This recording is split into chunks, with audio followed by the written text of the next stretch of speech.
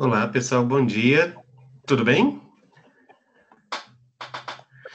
Bom dia. Bom Vou dia, tirar o mudo Mariane. aqui.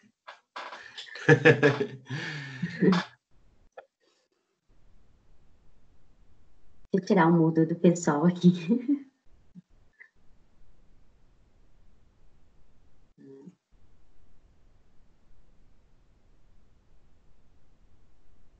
Não deu certo, não. Marco, Desativou? Oi?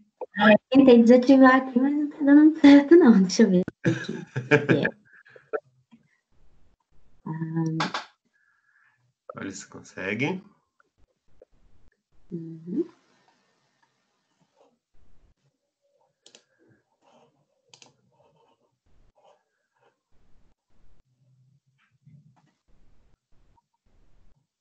Não tô sabendo como desativar. Não preocupa, não. Por exemplo, quando você ativou o mudo, ativou para mim também, que eu entrei aqui como convidado. E aí, quando eu quis começar a falar, é só apertar o microfone que desativa o mudo. Que aí eu consigo ligar o meu microfone, entendeu? Ok. Então, os meninos, eles têm acesso e, né, no final, assim, quando eles tiverem dúvida, eles podem, né, ficar à vontade de fazerem algumas perguntas, né, de acordo com as curiosidades que eles forem tendo, né. Então, meninos, hoje, né, no sábado, a gente tem no nosso evento, né, no nosso webinar do Dia do Enfermeiro, temos o prazer imenso de convidar a enfermeira, professora Mariane. Mariane é uma enfermeira assim que vocês têm que aproveitar muito o dia de hoje, que ela vai dar um mini curso para você sobre curativos, tratamento de feridas, de uma forma muito qualificada, tá? Que é uma enfermeira assim ímpar. Então aproveitem, tirem essa manhã aí para sugar mesmo a Mariane, porque ela vai conseguir trazer esses conhecimentos para vocês, né? E que vocês consigam ter essa troca de informações. Aproveito já nesse início para agradecer a nossa coordenação, agradecer a Mariane pelo aceite do convite, por se disponibilizar, estar aqui hoje, sábado, 8 horas da manhã, e estar aqui com vocês, né? E estamos aí disponíveis. E Mariane, com você, pode assumir. Bom dia, pessoal. Então, primeiramente, eu agradeço muito a oportunidade. É um prazer, né, estar aqui pela manhã conversando com vocês de um tema que é tão importante, que é o tratamento de feridas. Feridas é da enfermagem, né? É algo que é muito importante que nós tenhamos conhecimento, domínio, porque a gente tem que assumir isso mesmo para a gente, porque é a nossa profissão, né? É a arte do cuidar. Então, é muito importante a gente ter esse conhecimento, para que a gente tenha propriedade, domínio, né, sobre o tema, para que a gente possa oferecer o melhor cuidado para o nosso paciente e poder contribuir, né, para a melhora dele, para que ele retome com a vida dele e tenha, né, restaurado mesmo o tecido, tenha restaurado a vida dele. Bom, iniciando o tema para falar sobre tratamento de feridas, eu deixo aqui algumas perguntas, né? Eu coloco aqui a imagem do senhor e aí eu coloco quem é esse indivíduo que é portador de feridas, né? Como que ele se sente? O que ele escuta? O que ele vê? E qual é o impacto da ferida na vida dele? Eu coloco esses questionamentos porque eu considero muito importante, porque para além de um cuidado, né, de fazer um procedimento, a gente tem que pensar nessa pessoa, né? Quem é essa pessoa que está com essa ferida? Então, como que ele se vê? Ele tem algum problema com a autoimagem? Ele tem se aceitado dessa forma? Quais foram os impactos que essa ferida trouxe na vida desse sujeito, né? Como que essa ferida ela vem interferir na vida dele? Então, mais do que exercer um cuidado físico, né? através do uso de coberturas, a gente também tem que pensar na questão humana, né? Que é muito importante. Então, esse indivíduo, ele tem vários impactos.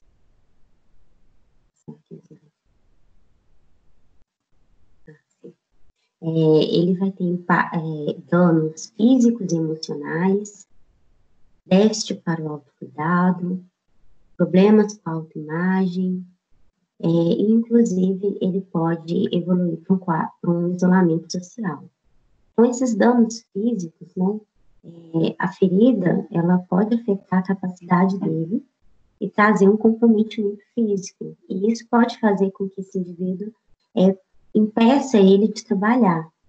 E isso gera vários outros problemas, né, porque além dele deixar de ser uma pessoa, né, ativa na família, isso pode gerar também problemas socioeconômicos, além dos problemas emocionais, né?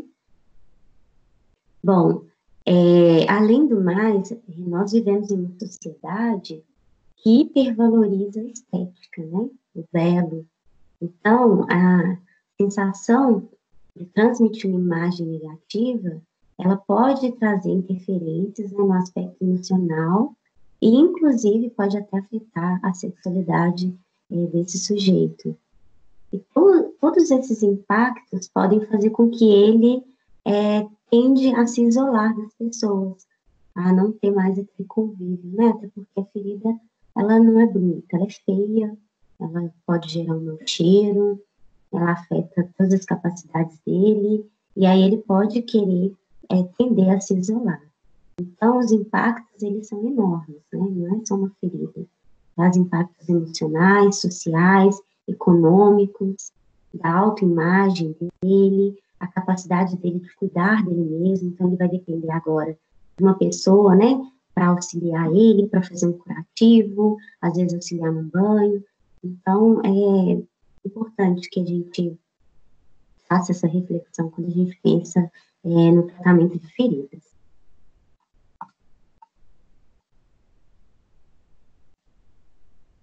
Diante disso, qual que é o papel da enfermagem, né? O tratamento de feridas, ele vem sendo realizado desde a pré-história, né? Com status de plantas, gelo, lama, e com o passar do tempo, né, a evolução das civilizações, outros métodos, né, como cauterização, óleo fervente, cinzas, desinfecção com álcool, foram surgindo. Então, a partir de 1950, que surgiu a ideia das coberturas, né, para promover um ambiente favorável ao processo cicatricial. E aí, desde então, esse processo ele vem evoluindo, e hoje as tendências, né, as tendências atuais, elas apontam um conjunto de condutas, né, que envolvem limpeza, desbridamento, cobertura, e a enfermagem, ela sempre esteve inserida nesse papel de principal cuidadora de lesões. Então, desde o surgimento da enfermagem enquanto profissão, ela vem assumindo esse papel. Gente, só um minutinho que eu vou admitir as pessoas aqui que estão entrando na sala.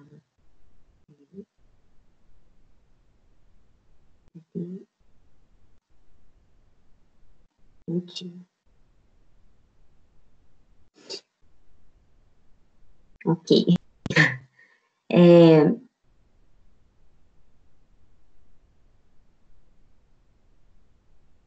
Bom, a enfermagem e o tratamento de feridas, né?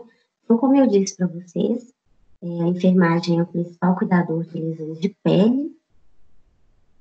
E aí nós temos, né, leis, né, resoluções que vão nos dar um norte sobre o exercício da nossa profissão e qual, né, o que é permitido a cada categoria, quais são as nossas competências. Então, a Lei 7.498, ela é uma lei que ela dispõe sobre o exercício da profissão, e aí nela nós temos a determinação do que é privativo do profissional enfermeiro. Porque hoje nós temos profissional enfermeiro e técnico de enfermagem. O técnico ele vai exercer o cuidado, mas sob uma orientação desse enfermeiro. E aí, no artigo 11, vai ter determinado algumas atribuições que são privativas do profissional enfermeiro, né, graduado, e dentre essas atribuições vão incluir consultas, prescrições de enfermagem e aqueles cuidados que são de maior complexidade, aquelas lesões mais críticas, né? Já a resolução COFEN, né, ela vai regulamentar a competência de cada membro da equipe. E aí eu coloco também para vocês o tratamento preventivo versus o tratamento curativo, né? É importante, hoje a gente vai discutir muito sobre esse tratamento curativo, mas o princípio da enfermagem, ela está sempre na prevenção. E aí, quando isso não é possível, é que nós trabalhamos na perspectiva de restaurar e de contribuir para a cura. E para além de uma competência técnica, que é o que eu venho propor aqui para a gente trabalhar, né, que é um estudo que tem que acontecer sempre, né, porque hoje a tecnologia, a ciência, ela avança muito, mas para além dessa competência técnica, existe a competência humana, que é a gente trabalhar pensando nesse sujeito em todas as suas dimensões, né, físicas, econômicas, sociais, espirituais, enfim.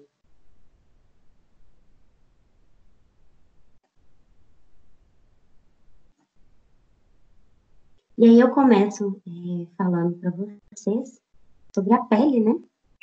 É muito importante, acima de tudo, a gente conhecer a anatomia e as estruturas que foram lesionadas, e isso é fundamental para que possamos estabelecer condutas que sejam seguras.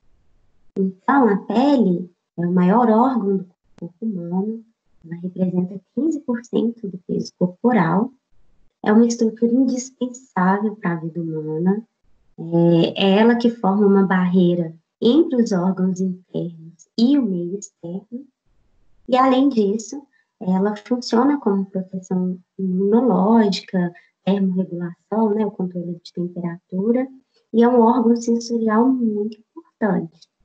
Então, a gente tem uma sensibilidade muito grande, e através desse órgão sensorial, inclusive, a gente nos protege contra lesões. E essa pele, ela é constituída por camadas, são 3 camadas, que envolvem a epiderme, derme, hipoderme ou o tecido subcutâneo, né? Hipoderme pode ser chamado de tecido subcutâneo.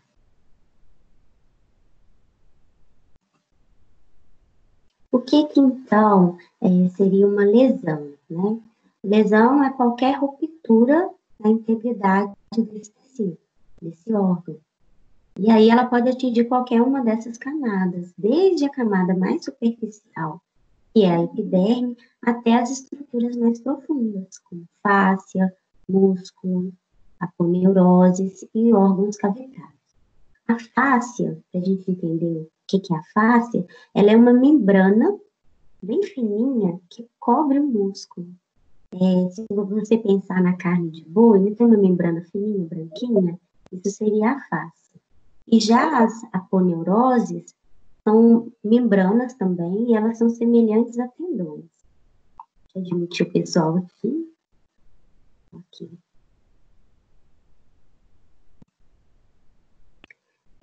Quando há essa ruptura, né, do tecido, da pele, a gente vai ter uma lesão. E essa lesão, ela vai receber classificações, e isso é muito importante, porque ao longo da evolução do cuidado, a gente vai perceber se esse cuidado ele está sendo efetivo ou não, né, como que essa lesão vem evoluindo. E aí nós vamos classificar essas lesões conforme a etiologia me fala, né, das causas, das origens, qual que é o mecanismo de lesão, ou seja, quais foram os elementos que levaram a essa lesão, e também o comprometimento tecidual, qual foi a perda de tecido nesse caso.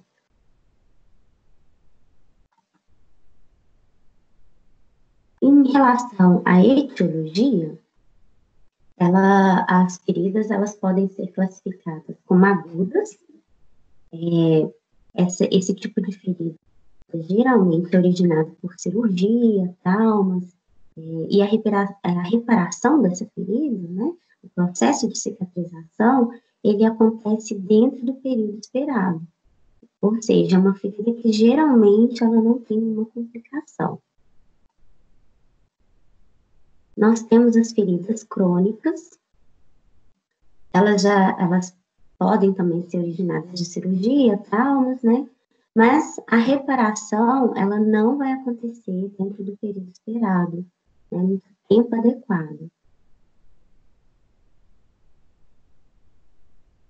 E aí, esse processo de cicatrização, ele vai ser um pouco mais demorado e ele vai demandar um maior cuidado. Nós temos as feridas que são classificadas como incisas ou cirúrgicas. Essas feridas, elas são aberturas intencionais, né? São produzidas intencionalmente por um instrumento cortante e geralmente elas são fechadas por sutura.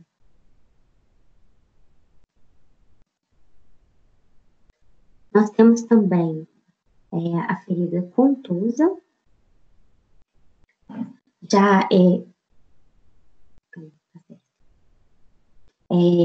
essas feridas, elas são mais comuns em acidentes, né, violência urbana, e elas são produzidas por um objeto rombo, e elas são caracterizadas por traumatismo das partes moles, hemorragia e edema. As partes moles, elas são representadas pelas estruturas da pele, músculos e tendões. Nós temos também as feridas laceradas, são feridas, corte, rasgo, e elas são mais comuns, né, em acidentes, violência urbana. Elas possuem uma margem irregular e geralmente elas são produzidas por vidro ou arame, né, arame farpado.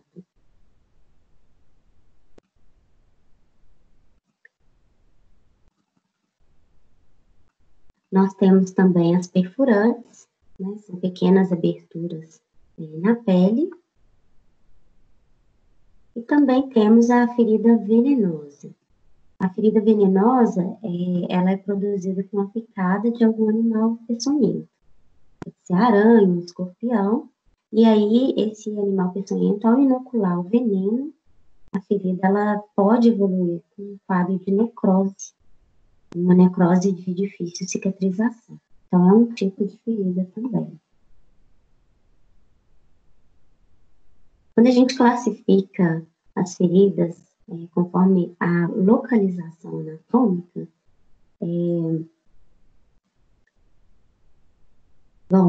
essa ferida ela pode ser classificada em medial, lateral, né, direita e esquerda, e também em anterior e posterior. Existem alguns locais em que há proeminências ósseas e que há uma maior propensão de evoluir para uma lesão, porque existe uma pressão ali naquele local no osso, a pele ela não consegue respirar, né, oxigenar, e isso vai levar a uma isquemia, a uma lesão naquela área. Então, em relação à localização anatômica, essa ferida ela também é classificada.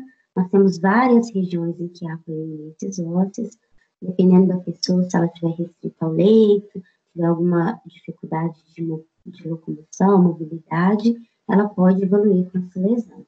Então, nós temos as regiões sacrococcígenas, secantéricas, calcâneos, as tuberosidades isquiáticas, espinha ilíaca. Então, nós temos várias regiões, né, que pode evoluir com uma lesão. Então, dependendo da posição em que essa pessoa está, né, essa posição, se ela estiver sentada, deitada, ela vai evoluir com essa ferida. Nós também classificamos, né, a ferida conforme o comprometimento tecidual. Esse comprometimento tecidual, eu devo sempre mensurar qual que foi o tamanho, né? E o tamanho eu avalio pelo comprimento e a largura.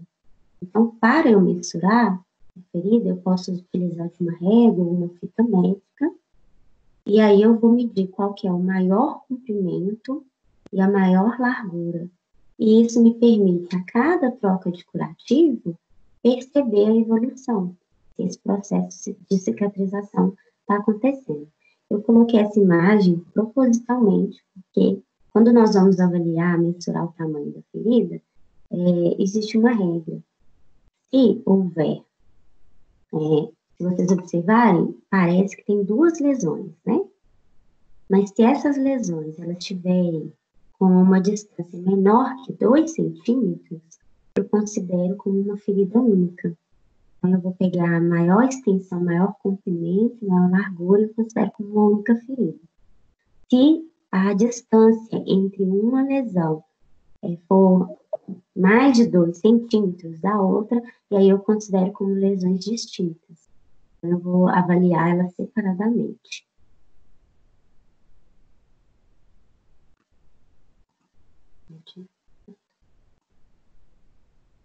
Eu mensuro também a ferida em relação à profundidade, a gente chama, né, de feridas cavitárias. Então, para isso, eu posso usar uma seringa, né, estéril. Vou colocar no ponto onde há essa profundidade maior e eu vou avaliar todas as vezes que eu fizer um curativo para observar como que essa ferida ela vem evoluindo. Mas eu também faço uma avaliação conforme a região perilesional. Essa região perilesional, que seria a borda da ferida, ela fornece informações muito importantes sobre a epitelização, a etiologia da ferida. Então, é necessário a gente avaliar a borda, observar essa borda, para observar se ela está íntegra, se ela está bem aderida ao leito. Eu tenho vários exemplos aqui de região perilesional. Eu tenho a borda, né, intacta, a epitelizada, que é o desejável, né, porque aqui me mostra a ação de fibroblastos, me fala que já está iniciando um processo de cicatrização, que ela tende a fechar. Eu tenho a eritematosa, a borda macerada, quando ela está macerada, me fala que essa ferida, ela está muito exudativa, e isso não é bom, porque isso impede, né, que venha aqui tecido de epitelização e a ferida ela comece a fechar. Eu tenho a borda pálida, endurecida, faltando aqui uma hidratação, né, no tecido, e aí essa borda também ela não é ideal. Tenho edemaciada e eu tenho outros também, outros tipos de borda. Então eu tenho que observar, colocar isso junto à evolução, que isso é muito importante, que vai me levar a pensar também até qual é a cobertura ideal, né, para manter a umidade ideal dentro desse leito dessa lesão. Eu também classifico a drenagem, a característica dessa drenagem, o volume e o odor. Eu tenho a drenagem serosa, é uma secreção clara, e essa secreção ela é provocada pelo extravasamento de líquidos dos vasos sanguíneos durante um processo inflamatório. Então, eu chamo, né, de drenagem, chamo de seroso, quando a cor é clara, o fluido ele é transparente, né, e a quantidade é mais escassa. Eu tenho a serosanguinolenta. A serosanguinolenta, ela vai ser esse fluido, né, seroso, mas ele é ligeiramente róseo, né, então tem uma quantidade pequena ali, a ferida, né, a quantidade da drenagem é pequena. Tem a sanguinolenta. A sanguinolenta, geralmente, ela é decorrente de lesões com ruptura de vasos, a quantidade é moderada e o leito ele fica impregnado por esse exudato. E eu também tenho a secreção purulenta, que aí é produto, né, de um processo inflamatório. E aí, essa drenagem aí, ela me fala, né, de um processo inflamatório, de ação de leucócitos, presença, né, de restos celulares. Eu tenho a pia sanguinolenta, que é a drenagem que tem tanto produto inflamatório líquido, né, purulento, como também a presença de sangue. E eu também classifico os tecidos dessa lesão. Além de classificar a aborta, a drenagem, eu também vou classificar os tecidos. Tá certo. Em relação aos tecidos, eu tenho tecido de granulação, é um tecido conjuntivo, avermelhado, e ele se forma na superfície de uma ferida quando a ferida ela está cicatrizando. Então, é um tecido bom, a gente chama de tecido viável. Me fala, ele tem um aspecto vermelho vivo, brilhante, me fala que tem vascularização, tem oxigenação, então é algo que é positivo, né? Eu tenho tecido de epitelização, esse revestimento rosado na borda, né? No meio eu tenho tecido de granulação e ao redor eu vou ter esse tecido rosa. Esse tecido eu chamo de tecido de epitelização. Então a ferida ela vai ter essa coloração rosa pálido e esse tecido ele é um tecido recentemente formado que me fala que a ferida está fechando. Então ele é um tecido mais frágil. Tem o tecido de necrose, né, que é hoje chamado de necrose de coagulação.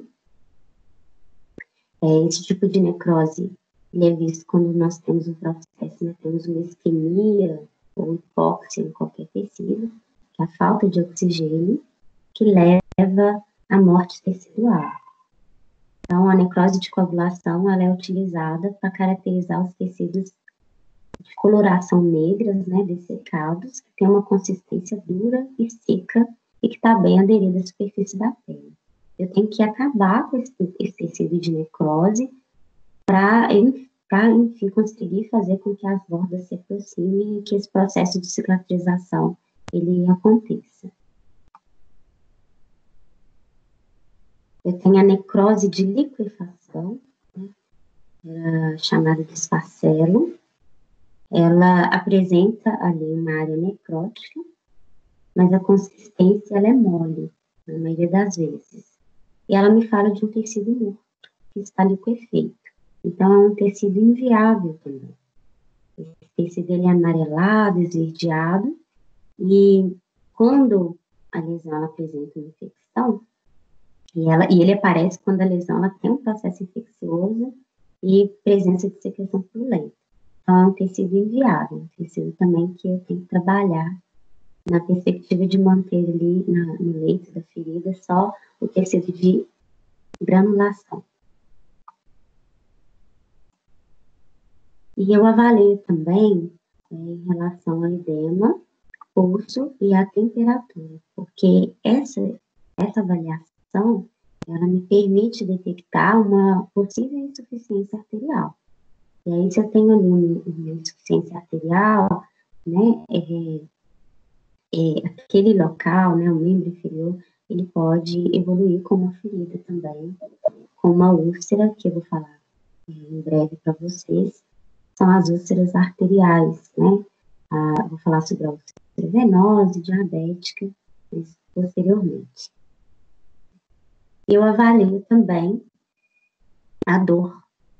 Então, existe uma escala, né, analógica, uma escala visual analógica de dor, e isso é muito importante também, esse tipo de avaliação, porque a ferida, ela, se a gente pensar, por exemplo, na úlcera arterial, né, que eu citei, ela se forma porque é uma obstrução na artéria. Então, vai faltar sangue rico em oxigênio. Quando falta oxigênio, nutrientes para irrigar o tecido, isso resulta numa morte celular. E aí, consequentemente, essa ferida, ela é de difícil cicatrização e por não haver oxigênio naquela área, ela é bastante dolorosa. É muito importante a gente avaliar também a dor desse paciente que está sendo atendido. E aí hoje a gente tem também a classificação das lesões, né, por pressão. Antes era chamada de úlcera, e aí a partir de 2016 passamos a usar a expressão lesão por pressão porque ela descreve de uma forma mais precisa o tipo de lesão, tanto na pele intacta como na pele ulcerada. Então, não posso falar que é úlcera, né, se é uma pele intacta. Então, quando a gente usa o termo lesão, é um termo mais abrangente. E aí, a lesão por pressão, ela é um dano, é localizado na pele, né, em tecidos, ou nos tecidos moles subjacentes, né, ao redor, e geralmente sobre uma proeminência óssea. Ou então, essa lesão ela pode estar relacionada ao uso de dispositivos médicos ou outros tipos de artefatos. A lesão ela pode se apresentar tanto em pele íntegra ou então como úlcera aberta. E ela também pode ser dolorosa. Então, quando eu vou classificar esse tipo de lesão, eu tenho o estágio 1, que é uma lesão a pele íntegra, né? É um eritema que não embranquece. Então, aqui um exemplo, se eu fizer uma pressão aqui nesse eritema, ele não vai embranquecer. Então, esse aqui é o estágio 1 da lesão. Eu tenho o estágio 2, em que há uma perda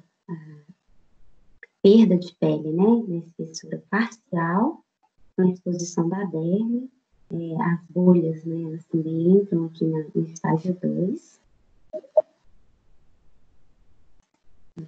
Eu tenho o estágio 3, em que há perda de pele, mas aí na espessura total, né, da pele. Então, eu tenho lesão na epiderme, da derme, né, atingindo ali o tecido subcutâneo também, que é a hipoderme.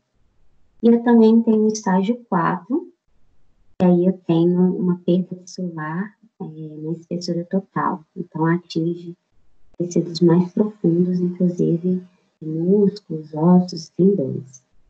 Mas eu também tenho a lesão que é não classificável. Então, eu tenho perda de pele na espessura total, mas não é visível, então não consigo classificar. E eu tenho a axilar profunda.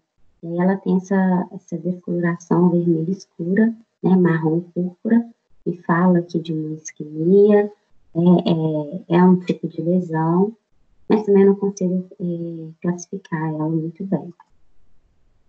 E aí, a partir de 2016 também, a gente passou a ter classificação da lesão por pressão devido ao uso de dispositivo médico.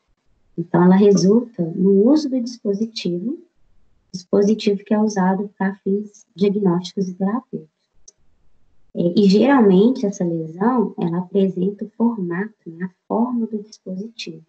Eu coloquei um exemplo aí, né, de uma sonda, então ela pode lesionar a narina, às vezes um tubo. Então, é considerado um evento adverso. A gente tem que ter muito cuidado com o uso desses dispositivos, que acarreta ali um dano para o paciente. Nós também, uma nova classificação, né, a partir de 2016, foi a lesão por pressão em membranas mucosas. Ela é encontrada quando há um histórico de uso de dispositivo médico no local do dano. Então, vocês vão observar, esse paciente provavelmente estava com tubo, e aí o tubo provocou essa lesão nesse paciente, né, na mucosa dele, nos lábios. E aí esse tipo de lesão, ela não pode ser categorizada no estágio 1, 2, 3 e 4, então eles incluíram essa nova classificação. Além da lesão por pressão, nós temos as queimaduras. As queimaduras, elas são classificadas também de acordo com a profundidade e tamanho delas. E geralmente elas são mensuradas pelo percentual da superfície corporal que foi acometida. As queimaduras, elas podem acontecer por diversas razões, né? Substâncias físicas, como agentes térmicos, elétricos, uma água quente, vapor, substâncias químicas ou até mesmo agentes biológicos, como, por exemplo, a água viva. E aí, essas queimaduras, elas recebem classificação conforme o grau, elas assumem algumas características, né? Grau 1, a característica dela é seca, sem bolhas, e ela é muito dolorosa, tem um leve edema, né? Uma cor avermelhada. A grau 2, ela é úmida, existe a presença de bolhas, a cor pode ser branca ou vermelha, e ela é muito dolorosa. E grau 3, né? Ela é seca, não tem retorno capilar, vasos sanguíneos estão coagulados, né, com amarelo, marrom, preto. E aqui, nesse caso aqui, como atinge já as terminações nervosas, a dor, ela passa a ser mínima, né? Só um minutinho. Já que eu não escuto mais nada. Deixa eu tirar o microfone aqui, só um minuto, gente.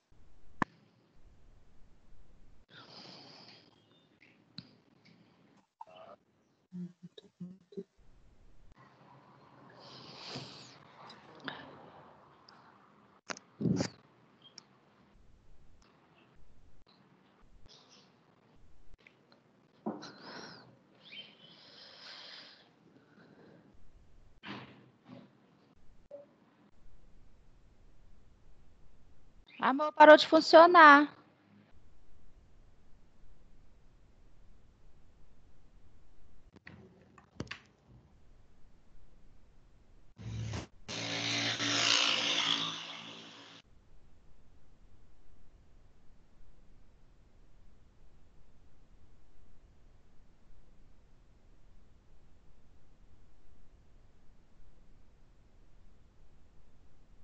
Seu áudio não está funcionando.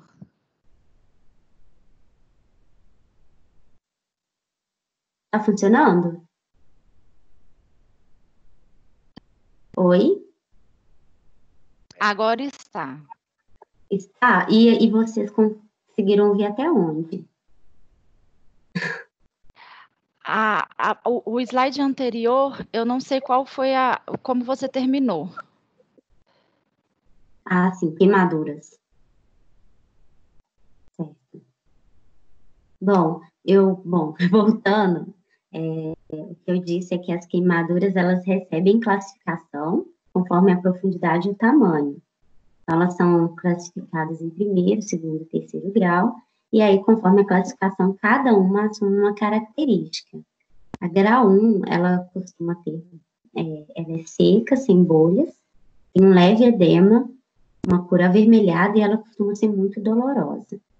No grau 2, ela é úmida, em presença de bolhas, a cor pode ser tanto branca ou vermelha, e ela também é dolorosa. Já na grau 3, como atinge ali as terminações nervosas, geralmente ela é sem dor e a dor é mínima.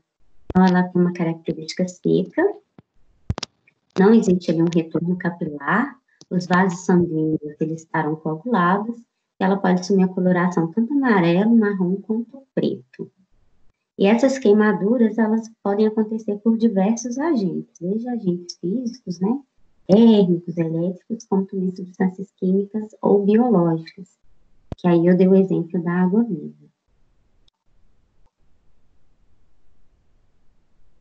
Bom, eu estava falando aí sobre a úlcera diabética, né? O paciente com diabetes, ele pode evoluir com esse tipo de úlcera. E essa úlcera, ela costuma existir ao mesmo tempo com insuficiência vascular. E essa é a principal causa, né, de gangrena e amputação nos diabéticos. Bom, esse risco, ele está aumentado pelo fato de haver uma redução na sensibilidade, né, que a gente chama de neuropatia diabética, e também na diminuição da perfusão sanguínea nos pés. Essa úlcera diabética, ela geralmente ela é profunda, podendo apresentar túneis, pálida, as bordas dela são uniformes, pode estar presente nessa úlcera tecido de granulação, que é aquele tecido vermelho vivo. Ela geralmente é localizada na área plantar, né, geralmente nos pés, como está na imagem aí. Sendo as áreas mais comuns a cabeça dos metatarsos e pontos de pressão. Então, na úlcera diabética, ela acontece mais assim, nos dedos, né, dos pés, nessa região plantar também. E aí eu trago também um quadro comparativo sobre as úlceras venosas e as úlceras arteriais. É muito importante que a gente saiba diferenciar uma da outra. E aí cada uma assume uma característica que às vezes nos permite fazer essa diferenciação. A úlcera venosa, por que ela acontece? Porque o sangue ele fica estagnado na região e isso leva a uma fragilização, né, na pele.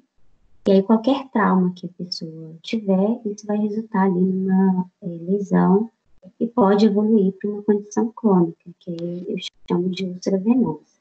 Já a arterial, a ferida ela forma porque há uma obstrução das artérias. E aí, se há obstrução, a falta de sangue, que inclui oxigênio, a falta de nutrientes, então não vai ter oxigênio nem nutrientes para irrigar os tecidos, e isso pode resultar também na morte celular. Quais são os fatores que predispõem, né, uma pessoa a desenvolver úlcera venosa e úlcera arterial? Na úlcera venosa tem um fator hereditário, que é muito importante, as pessoas que têm na família, pessoas que tiveram problemas de circulação, o decorrer da idade, o sexo, a pessoa por questões hormonais, a obesidade, né, que é uma doença, a postura de trabalho, varizes, trombose venosa profunda. Já na úlcera arterial, os fatores que predispõem geralmente é o tabagismo, a hiperlipidemia, diabetes e hipertensão. A úlcera venosa, geralmente, ela é localizada no maléolo medial e terço inferior e médio da perna. Já a úlcera arterial, não, é na cabeça das falanges, na região do calcanhar e no maléolo lateral. Nossa localização também, às vezes, permite diferenciar uma úlcera da outra. Na úlcera venosa, as pessoas queixam um desconforto que é moderado, e ele vai ser aliviado com a elevação do membro. Na úlcera arterial, não. A pessoa sente uma dor muito forte, né? Uma dor noturna, os pés podem ficar mais frios, e justamente por essa insuficiência de circulação por causa dessa obstrução na artéria. E o aspecto em relação ao aspecto da ferida, a úlcera venosa, existe uma descoloração no tornozelo, um edema, a borda dela é irregular, né? E existe exudato purulento em 80%, né, dessas situações. Já na úlcera arterial, a borda dela é regular e isquêmica. Então, ela tem uma característica mais rosa, superficial ou profunda. Então, quando a gente vai resumindo, o que me permite assim, diferenciar bem uma da outra é a localização, né? Enquanto a úlcera venosa é maléolo medial, a arterial é lateral. Na arterial eu tenho nos calcâneos e na falange, já a úlcera venosa é mais no terço inferior médio da perna. A dor, em relação à dor, na úlcera arterial é uma dor lacinante, uma dor mais forte, e também o aspecto, se a gente observar a borda da úlcera arterial ela é bem irregular, já a úlcera venosa, a borda ela é irregular. Em relação ao pulso, né, na úlcera arterial o pulso é praticamente ausente, ou então diminuído, e o mesmo não ocorre na úlcera venosa. Na úlcera venosa eu posso fazer o desligamento, já na úlcera arterial isso não ocorre. E uma outra questão importante é o tratamento compressivo. Na úlcera venosa, ele é indicado, né, porque isso vai facilitar a circulação, vai ser algo positivo, mas em hipótese alguma isso pode acontecer na úlcera arterial, porque isso vai levar a um quadro maior de isquemia. Então, um dos tipos de curativo que a gente tem, por exemplo, que é a bota de Una, a gente prescrever, a gente tem que ter certeza de que é uma úlcera venosa, porque o tratamento ele é compressivo. Bom, vamos pensar um pouquinho aqui sobre o processo de cicatrização, né? Como que esse processo ele acontece? Acho que ele entrou.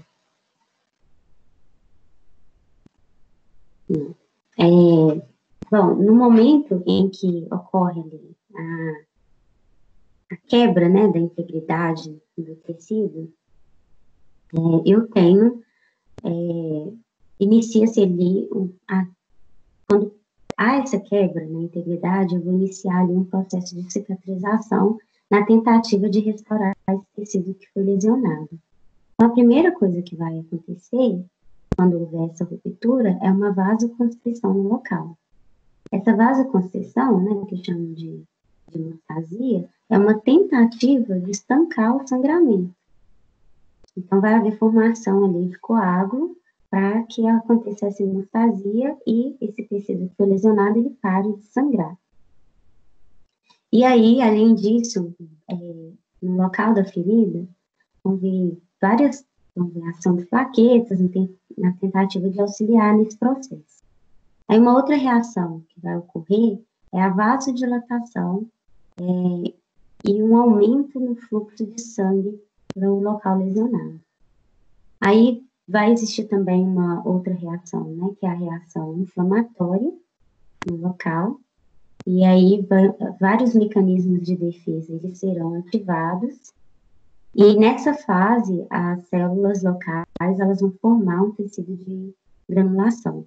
Então, eu vou ter a ação de neutrófilos, mastócitos, plaquetas, entre outras células.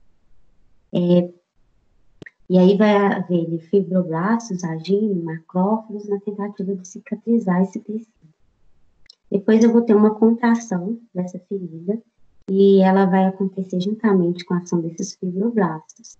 Eu vou ter uma diminuição da vascularização, da força, né, de contração. E aí, nessa fase, o tecido ele vai passar a ser remodelado. Então, vai ter uma quantidade de fibroblastos, né, ela vai diminuir, e aí eu vou ter a ação de fibras de colágeno, que vão se orientar no sentido de aumentar a força têxtil desse tecido. E aí, o tecido de granulação, ele muda, né, de avermelhado para um tecido que é branco vascularizado. Então, resumindo, assim que acontece, né, essa quebra aí na integridade do tecido, o nosso corpo, na tentativa de conter o sangramento, né, vai ter formação de coagulação de plaquetas, depois se inicia a ação, né, de células de defesa dos nossos fibroblastos, no sentido de iniciar um processo de cicatrização, e eu chamo essa fase de fase inflamatória. Vai haver uma proliferação de fibroblastos, né, na tentativa de reconstituir esse tecido, e aí, por fim, eu vou ter a maturação, que é quando a epiderme, a derme, ela vai estar cicatrizada. Quais são os tipos de cicatrização que nós temos? A gente tem a cicatrização por primeira intenção. Esse tipo de cicatrização é o que acontece na maioria das feridas, e isso acontece quando há uma perda mínima de tecido, né? E isso permite, então, com que as bordas elas sejam aproximadas através de uma sutura. Eu tenho a cicatrização por segunda intenção. Essa cicatrização é quando há perda ou dano excessivo de tecido, e aí as bordas elas não conseguem se aproximar. E aí, para isso, eu vou fazer uso do curativo para me auxiliar no tratamento da lesão. E eu tenho também a cicatrização por terceira intenção, que é quando essa lesão ela precisa se manter aberta para uma drenagem. Então, eu posso colocar ali uma bolsa de Bocotá, né, para proteger o leito dessa lesão, dessa ferida, mas ela vai se manter aberta durante todo o processo de cicatrização. Então, eu deixo ela aberta e aí isso vai fazer com que haja essa drenagem. Quais são as complicações no processo de cicatrização? As complicações... Acho que alguém entrou.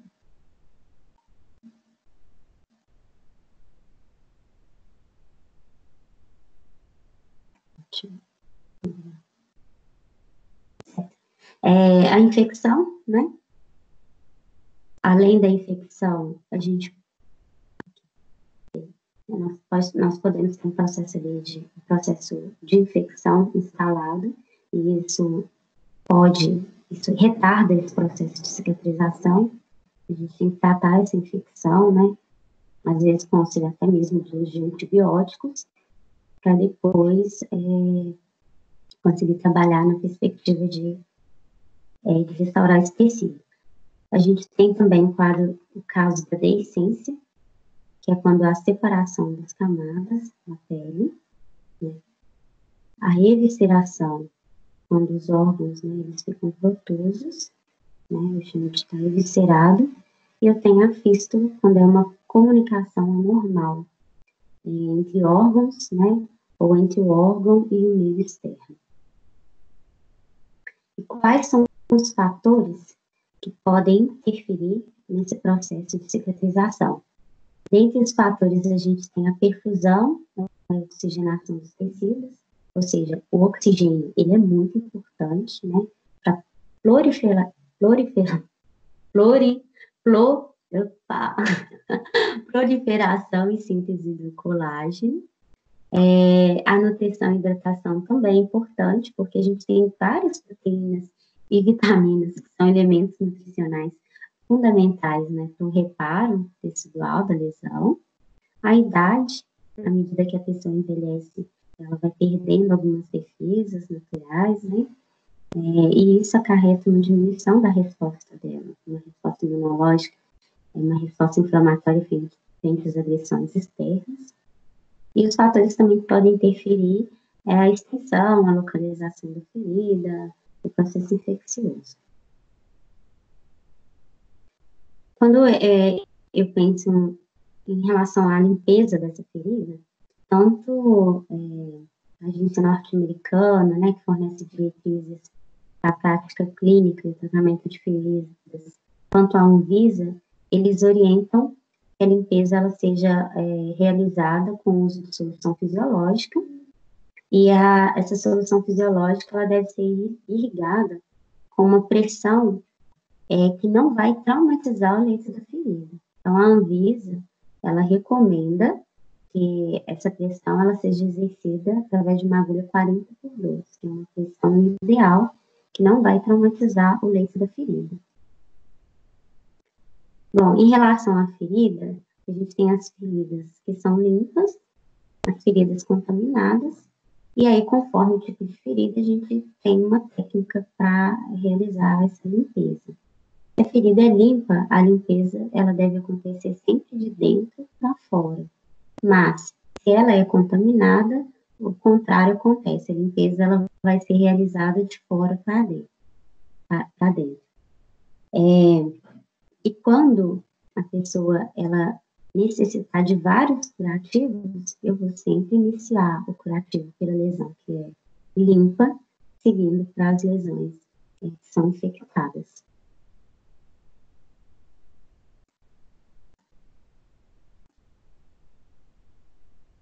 O desbridamento, né? O desbridamento, ele recebe classificações. Esse desbridamento, ele pode ser chamado de autolítico, enzimático, mecânico, e aí esse desbridamento, ele nada mais é do que eu retirar, né?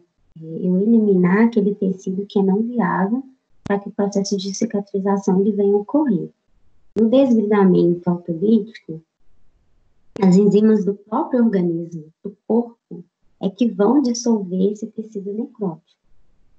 Então, existe uma autodestruição natural do tecido necrótico. E aí, como que esse isso vai acontecer? Isso vai acontecer quando eu usar ali curativos, né, oclusivos ou semi-oclusivos, são coberturas que promovem ali um ambiente favorável para que essas enzimas do nosso corpo ela comecem a agir. Dentre as coberturas indicadas para esse desbridamento autolítico, nós temos o hidrogel, a placa de glicoloide, o filme transparente, todos eles são exemplos de coberturas que a gente pode utilizar. Eu tenho o desbridamento químico, que ele também... O desbridamento químico, que também é chamado, né, de desbridamento enzimático, nesse tipo de desbridamento eu vou usar agentes químicos, e esses agentes químicos, eles são seletivos do tecido necrótico. E aí, eles causam seletivos. E aí, essas substâncias químicas, elas vão agir no sentido de remover esse tecido necrosado. As coberturas, né, os agentes mais comuns utilizados é a colagenase e a papaina.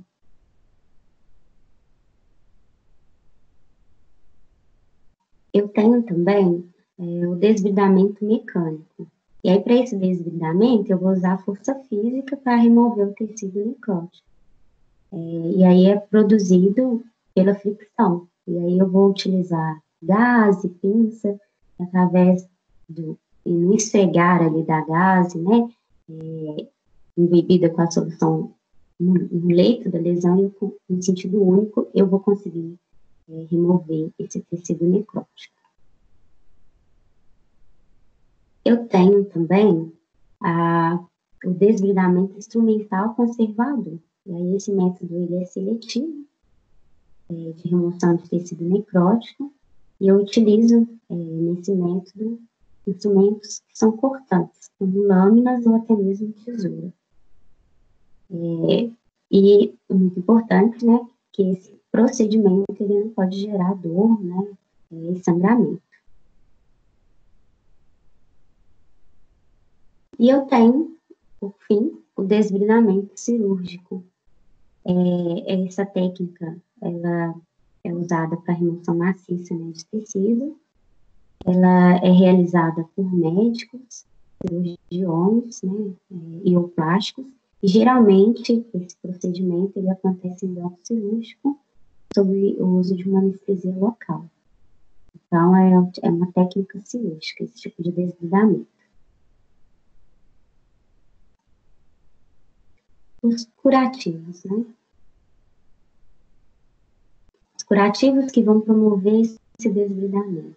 Então, curativo, quando a gente pensa na definição, é uma terapia que consiste na limpeza e aplicação de material sobre uma ferida, no sentido de proteger ou de absorver e drenar esse exudato, e no intuito de melhorar as condições do leito dessa ferida. Qual que é a finalidade do curativo? A finalidade é promover conforto ao paciente, manter a umidade na superfície da ferida. Essa umidade é muito importante, né? Para que haja ação dos fibroblastos e início do processo de cicatrização. O curativo ele também é importante, ele tem uma finalidade de diminuir a intensidade da dor. Então, dependendo do curativo, ele tem ali uma ação analgésica, né, como é o exemplo da placa de glicoloide, então melhora esse desconforto, a dor. Ele facilita, né, o meio, ele facilita o processo de cicatrização, protege, né, a lesão e com isso reduz os quadros de infecção, absorve secreções e promove a hemostasia, né, com os curativos compressivos, que é muito importante para o processo de cicatrização acontecer.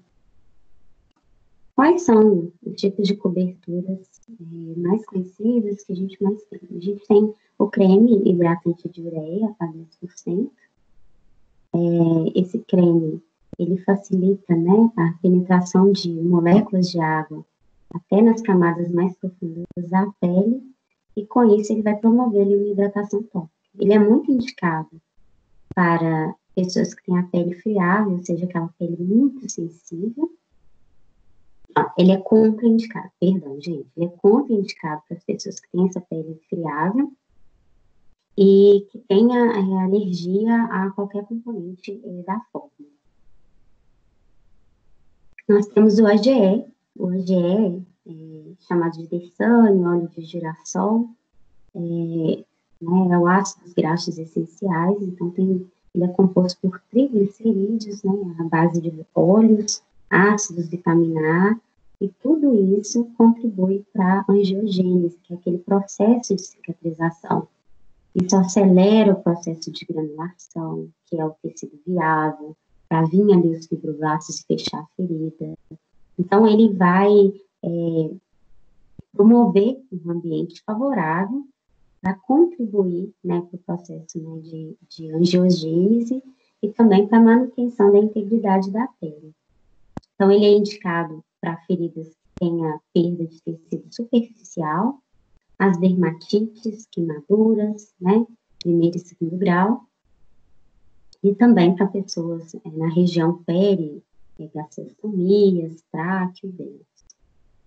Bom, ele é contraindicado para aquela lesão que promove hipergranulação e também para as pessoas que têm hipersensibilidade a qualquer componente da forma.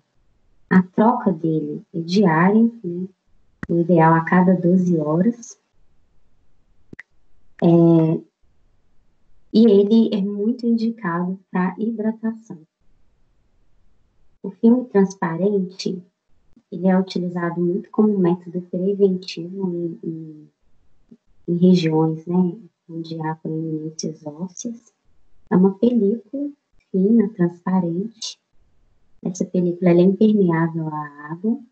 E aí ela vai manter aquele meio úmido, e isso é ideal para o processo de cicatrização quando a gente usa pensando em curativo. É muito indicado, então, para os pacientes que têm um alto risco de desenvolvimento de lesão por pressão, porque protege do cisalhamento, da fricção naquela região da pele, e é contraindicado para as feridas exudativas, feridas com infecção. Esse filme transparente, ele pode ficar até 7 dias, dependendo do volume de exudato, do descolamento, da integridade dele. Ele pode ficar até 7 dias.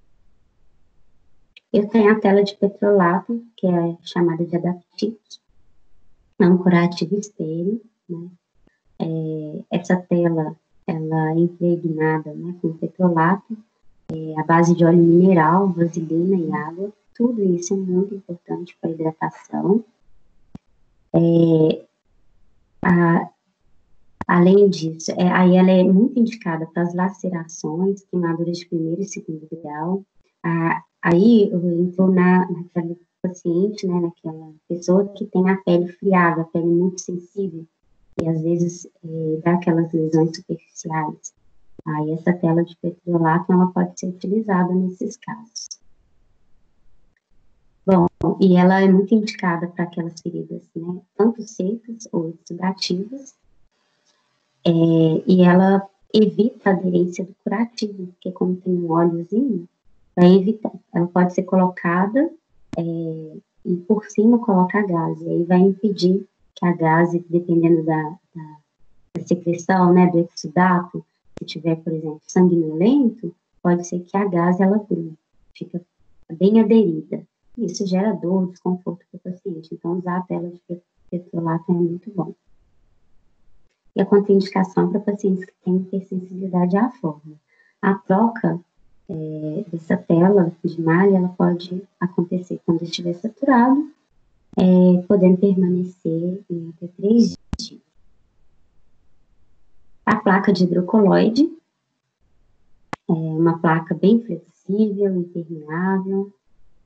Ela vai estimular a granulação, o processo de angiogênese. É uma placa que absorve o exudato, tanto é que quando a gente tira a placa, ela está toda amolecida, o prático está bem molhado, Então, o que ela faz? Ela promove esse desligamento autolítico, ela faz com que as nossas próprias enzimas do nosso corpo, elas iniciem ali o processo de cicatrização. Essa placa de hidrocolóide, ela alivia muito a dor do paciente, porque mantém aquela região que estaria tendo ali uma pressão protegida, mantém aquela região úmida, aquecida, né? E ela é indicada, veja bem, para feridas com baixa a moderada exudação. Então, se tem muito exudato, não é indicado a gente usar uma placa de hidrocolóide, não virou uma lambança, né? Para queimaduras superficiais também, incisões cirúrgicas. Então, toda ferida que estiver infectada, altamente exudativa, com exposição de músculos, ossos e tendões, essa placa de hidrocolóide, ela não é indicada. Nós temos o hidrogel, né? O hidrogel, ele é composto de uma grande quantidade de água. Então, ele mantém a umidade do tecido e, com isso, ele promove o desligamento autolítico, que é o desligamento que no próprio corpo desenvolve. Ele é indicado para lesões também com pouca exudação, porque pensa só, né? Ele tem uma grande quantidade de água. Remoção de crostas e tecidos desvitrizados, né? A gente tem ali um tecido necrótico, aquela crosta dura, como ele promove essa umidade, ele é bem indicado. Feridas abertas, limpas, com granulação, porque aí, quando a ferida ela está limpa e granulada, e você coloca esse tipo de cobertura, você só está auxiliando nesse processo de desligamento autolítico, auxiliando ali nesse processo de angiogênese. É contraindicado para feridas excessivamente exudativas. E também para uso em pele íntegra, não faz sentido, né? A gente vai usar em pele íntegra quando a gente quiser proteger aquela região. Então, mais indicado, no caso, vai ser um filme transparente ou uma placa de hidrocolóide. Nós temos o carvão ativado com prata. Ele tem, né, na composição dele, a prata. Ele é um curativo estéril. E por ter a prata, ele tem uma ação bactericida. Então, ele promove o desligamento autolítico, mantém a umidade e a temperatura, e também a prata presente, né, na cobertura, ela vai eliminar o odor desagradável. Porque, geralmente, quando a gente tem ação de bactéria, a gente tem mau cheiro. A indicação é para feridas com moderada e intensa exudação, com ou sem infecção, né? Com ou sem tecido necrótico. Esse carvão ativado, ele é contraindicado para pessoas que têm sensibilidade, reações alérgicas, né? E feridas com pouca exudação, feridas que tenham presença de sangramento, exposição óssea, né? Ou de tendões, ou até mesmo queimadura. Então, se a gente tem presença de sangue ali no leito da ferida, não é ideal, né, não é indicado a gente usar o carvão ativado com prata. Eu tenho a sulfadiazina de prata 1%. Ela atua também contra uma variedade enorme de micro-organismos, né? Contra bactérias, fungos, vírus. E aí ela é indicada para prevenção e tratamento de infecções tanto bacterianas como fúngicas nas feridas, porque dependendo do curativo, se a troca demorar muito a troca e manter o ambiente ali muito úmido, pode crescer fungos naquela região, né, naquele local. Então, ela é indicada para o tratamento e para a prevenção dessas infecções, tanto bacterianas como fúngicas. A sulfadiazina de prata ela é contraindicada para crianças menores de 2 meses de idade, e também para recém-nascidos pré-termo, pessoas que têm hipersensibilidade aos componentes da fórmula. Bom, a troca, né, a sulfadiazina de prata a 1%, realiza a troca conforme a saturação da base, né? Ou a cada 12 horas, respeitando ali um período máximo de 24 horas. Eu tenho também a colagenase. A colagenase, ela promove um desbridamento enzimático, né, químico. Então, ela vai agir degradando o colágeno que está inativo na ferida. Ela é indicada para lesões com tecido necrótico, mas ela é contraindicada para feridas com cicatrização por primeira intenção e para aquelas pessoas que tenham sensibilidade às enzimas. Então, a colagenase, ela vai realizar esse desbridamento enzimático, químico. A troca dela é a cada 12 horas ou quando houver a saturação da cobertura secundária. A papaina, né, ela tem uma ação parecida com a da colagenase, também promove esse desbridamento enzimático. A papaina, né, ela é retirada do látex do vegetal mamão papaya. Ela tem enzimas proteolíticas que vão desempenhar esse desbridamento químico. Ela tem a ação tanto bactericida como bacteriostática. O que significa? Ação bactericida é quando inativa mata a bactéria. A bacteriostática é quando impede que a bactéria ela desenvolva ali aquele processo de infecção. Então, não matou, então impede a bactéria de agir. A papaina também estimula a força têncil, né, da cicatriz e vai, com isso, acelerar a cicatrização. A indicação é o tratamento de úlceras abertas, infectadas, desbridamento de tecidos desvitalizados ou necróticos. E contraindicado para as pessoas que têm sensibilidade às enzimas. A troca do curativo também é indicada a cada 12 horas. Nós temos o alginato de cálcio. O alginato de cálcio, ele é extraído de algas marinhas, né? Ele contém tanto íons de cálcio e sódio, e ele promove a hemostasia, né? Absorve o oxidato, mantém a umidade, promove ali um desbridamento autolítico. Ele é indicado para feridas com ou sem infecção, com exudato de moderado a intenso, com ou sem tecido necrótico e com ou sem sangramento.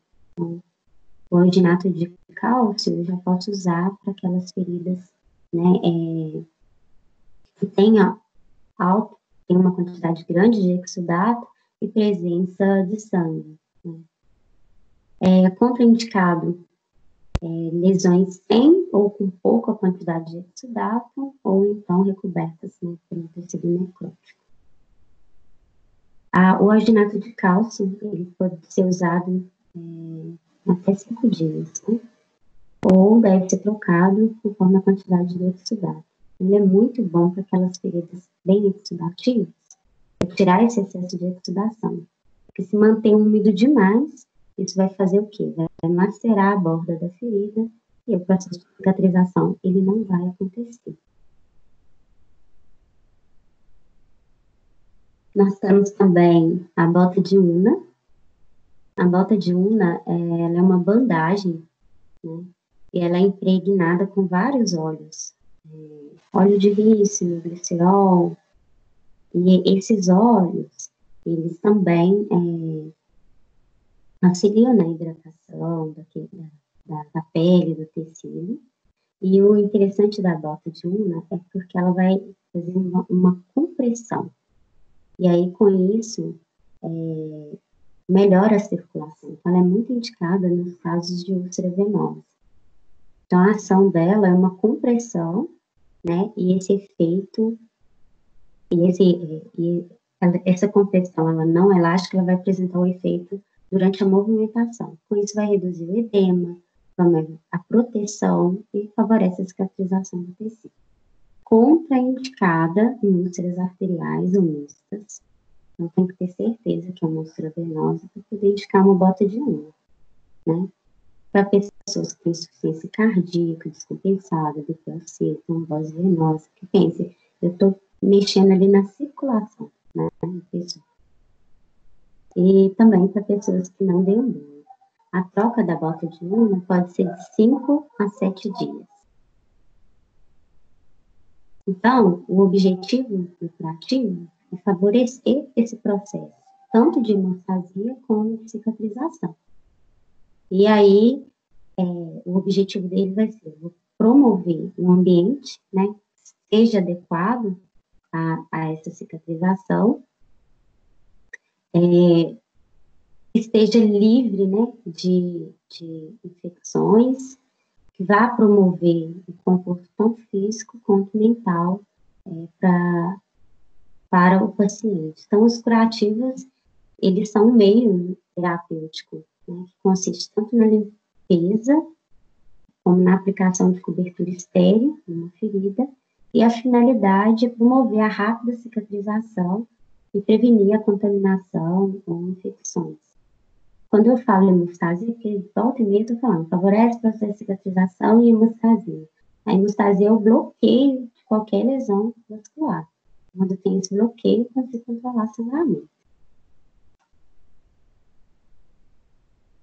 Quais são os materiais, né, que eu preciso para realizar um curativo? Então, eu preciso utilizar os EPIs, né, luva, gorro, capote, óculos, o soro fisiológico, que é o indicado, né, para a limpeza da ferida, a gazinha estéreo, a agulha, o indicado, né, conforme a UVZ 40x12, que o jato deve ser um jato ideal, que não vai lesionar ali o leito da ferida, impressa, atadura, fita crepe, um creme de ureia para hidratar a pele, né?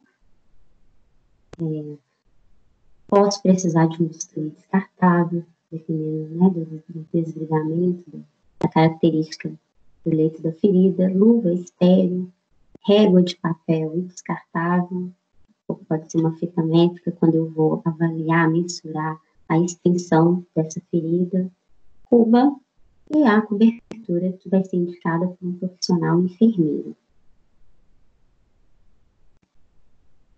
Então, quais são os passos, né, para que eu realize esse curativo? Eu devo separar todos esses materiais que foram mencionados, sempre higienizar as mãos, me paramentar com os EPIs, né, calça a luva de procedimento, retiro ali a atadura, a cobertura, né, de maneira não traumática. Se a gaze ela estiver bem aderida na ferida, eu posso utilizar o jato com soro e tirando aos pouquinhos de forma que não vai gerar um trauma nem dor para o paciente. Desprezo esse curativo juntamente com a luva no lixo, né, um lixo infectante. E aí, vou trocar de luva e vou começar a realizar esse curativo. Eu vou irrigar o leito da ferida de maneira exaustiva com o jato do soro fisiológico. Tendo feito isso, eu vou mensurar, né, a medida da ferida, então eu vou olhar o comprimento, a largura, sempre pegando, né, a maior extensão. A gente jamais deve secar o leito da lesão, né, isso pode gerar ali um trauma. Eu calço uma luva estéreo, vou aplicar a cobertura, né, que indicado conforme a característica da lesão. Posso passar um creme de ureia, né, na pele adjacente à lesão, para hidratar. E eu vou aplicar uma cobertura secundária, que vai ser a gaze e a fita de micropore. Depois eu vou fazer um enfaixamento desse membro. E para eu fazer esse enfaixamento, tem que ser sempre em sentido distal proximal. No caso de úlcera venosa, eu posso fazer um enfaixamento compressivo.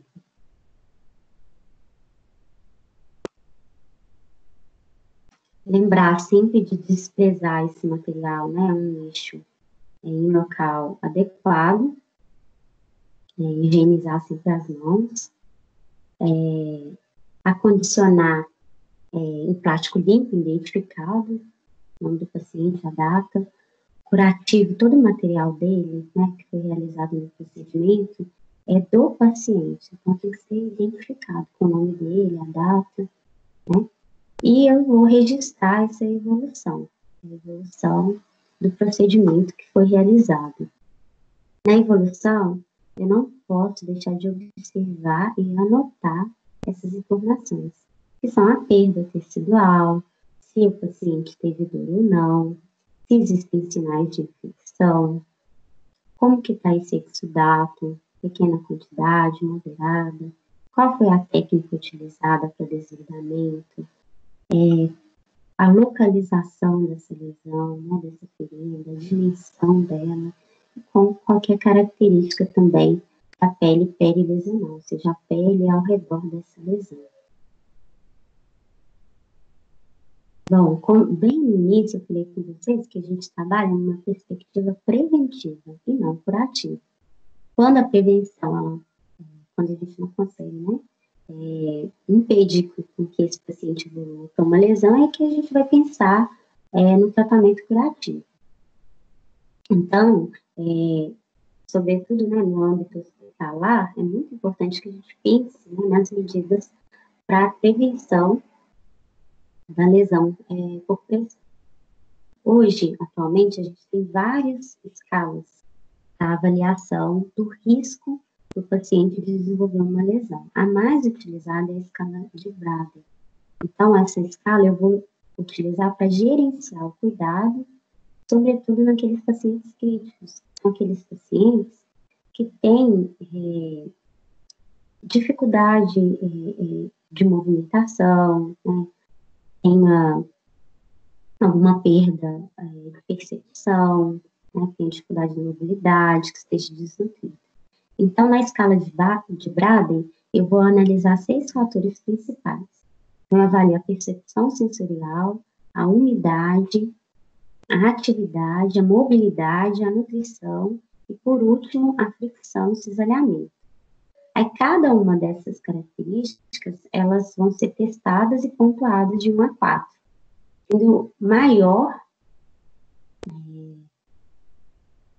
Sendo que eu vou classificar maior quanto for mais positivo. E eu vou classificando, colocando as numerações, e a soma total, né, dentro dessa classificação de 1 a 4, a soma total de todos esses fatores que vão ser analisados dentro dessa escala de Braden, ela vai resultar em um número entre 6 e 23. E essa numeração é que vai indicar, né, para mim, quais são os riscos, né, dessa pessoa evoluir com uma lesão, ou então vai me falar quais práticas eu devo seguir, quais ações eu devo propor para impedir com que ele venha a evoluir com uma lesão. Então, eu vou definir as minhas medidas preventivas conforme a intensidade dessa escala. Então, quanto for maior a numeração, a soma disso tudo, menor o risco, né? Então, por exemplo, se eu faço a soma de todos esses fatores de risco, e dá de 15 a 16, a soma de tudo isso significa que o risco é branco. Mas se a soma de tudo for bem baixinho, abaixo de 11, significa que o risco para ele evoluir com uma lesão é um risco severo. Então, aí eu vou estipular quais são as medidas de prevenção. Uma das medidas muito importantes é a mudança de decúbito a cada 2 horas. Essa mudança de decúbito vai fazer com que alivie a pressão ali naquela região, e aí vai permitir, né, que a circulação aconteça e não desenvolva um processo de isquemia, de abertura, né, de desenvolvimento de lesão por pressão naquela área. Então, indicado, né, o tempo máximo em cada posição é 2 horas. E a inspeção diária da pele, né, essa inspeção a gente pode fazer o tempo todo, numa troca de fralda, na hora do banho, né, está sempre observando esse paciente. Então, como medidas de prevenção de lesão por pressão, eu tenho várias medidas, desde a mudança de decúbito, como também o uso de alguns colchões, né, o colchão piramidal, o colchão pneumático, uso de superfícies de apoio. Eu posso aplicar o filme transparente, né, nos locais de proeminência óssea. Como eu disse para vocês, o filme transparente ele pode ser utilizado como um método preventivo também, tanto no tratamento, mas também como na prevenção. E fazer o uso de fralda somente para e fazer uso somente de uma fralda para prevenir a dermatite, porque às vezes o profissional ele coloca ali várias fraldas no paciente, né, para que não tenha trocas frequentes, e isso pode acarretar um quadro de dermatite. Esses colchões, o colchão piramidal, pneumático, de modo geral, eles são colchões que vão permitir uma maior ventilação e eles também vão reduzir a pressão nos locais, em determinadas áreas onde há proeminência óssea.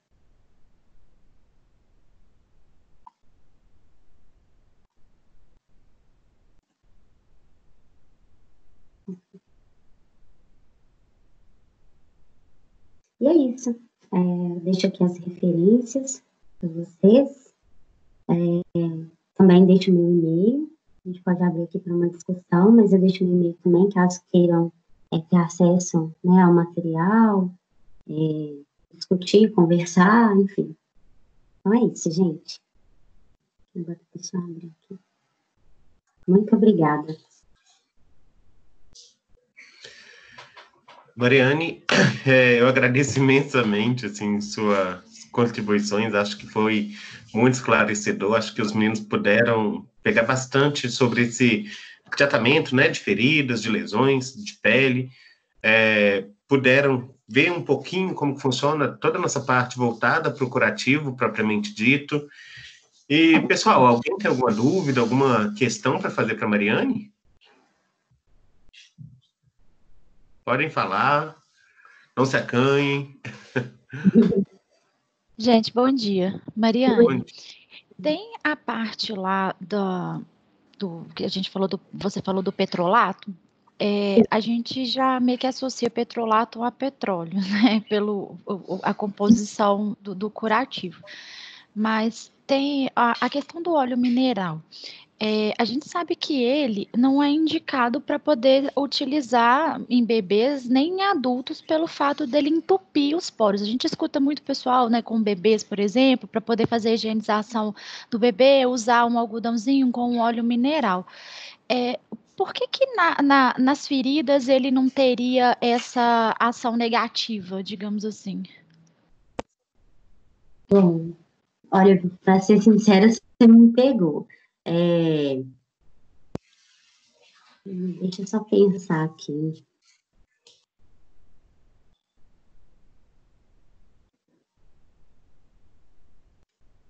Olha, eu vou anotar, eu vou fazer o seguinte, porque, na verdade, para mim até é novo essa questão da óleo mineral ou nos poros.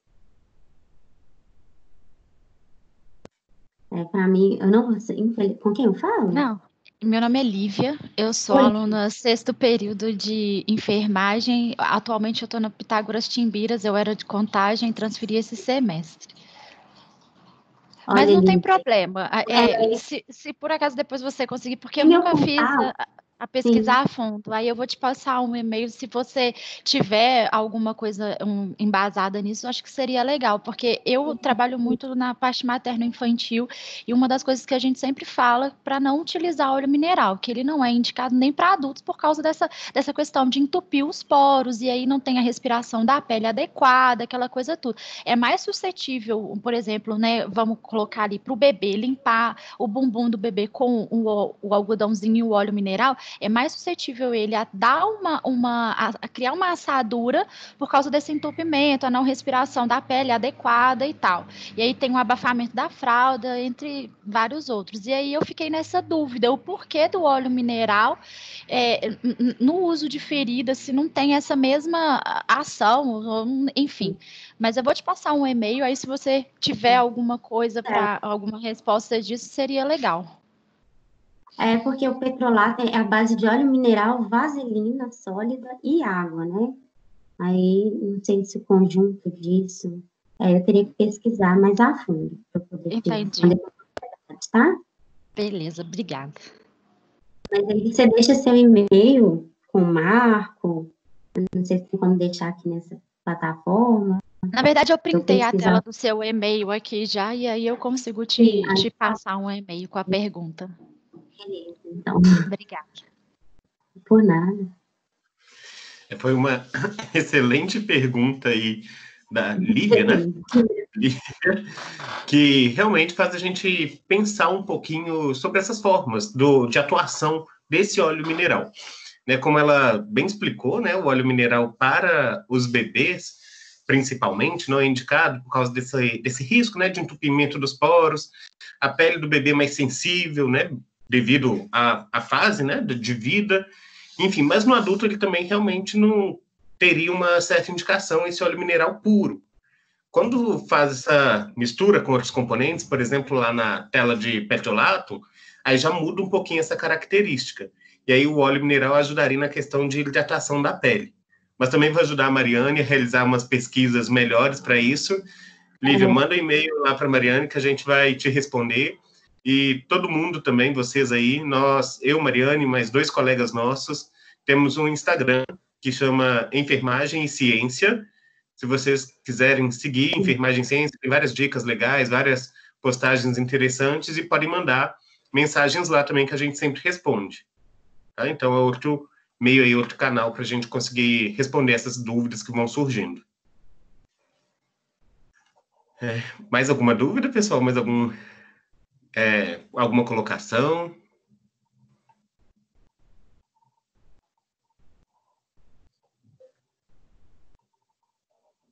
Sem dúvidas? Sem colocações nenhumas?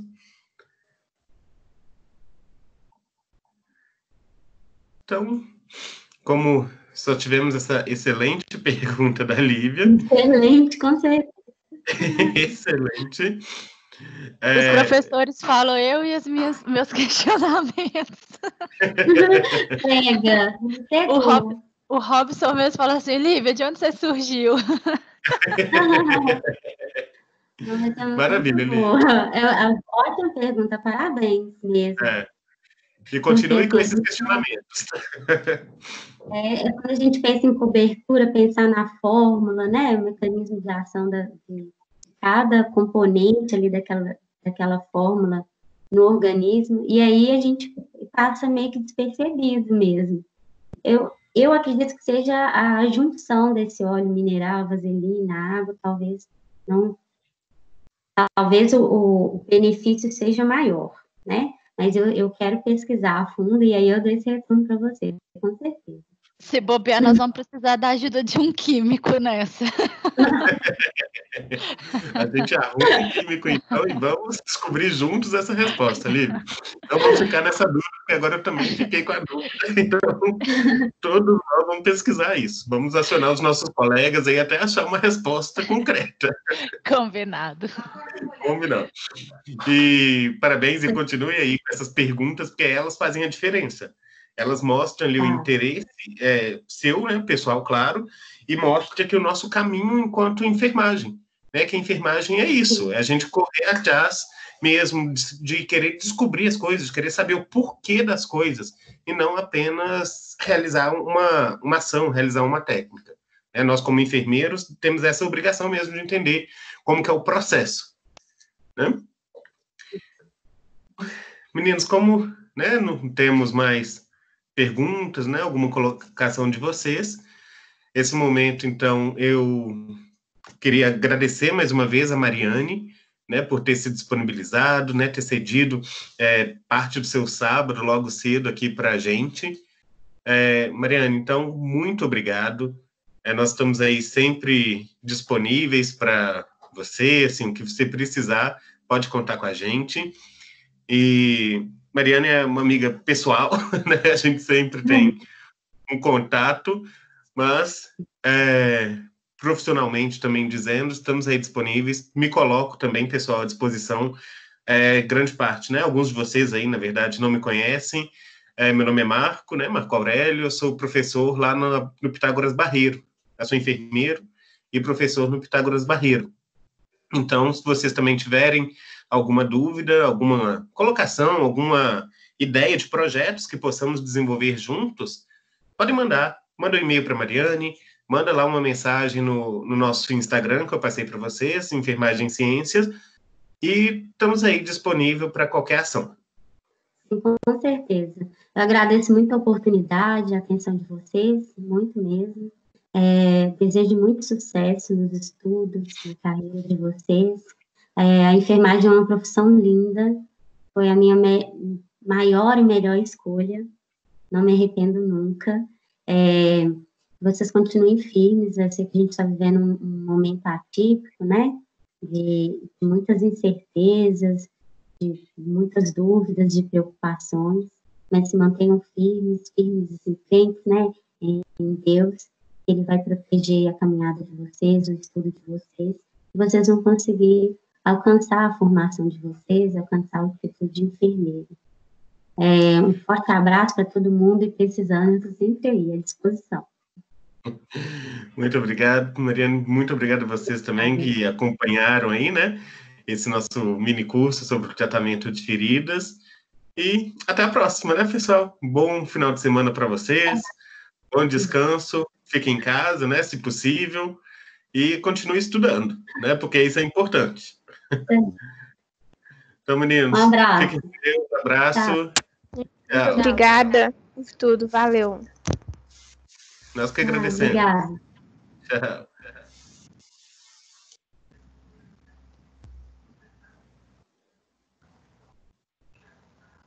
Um dos meus.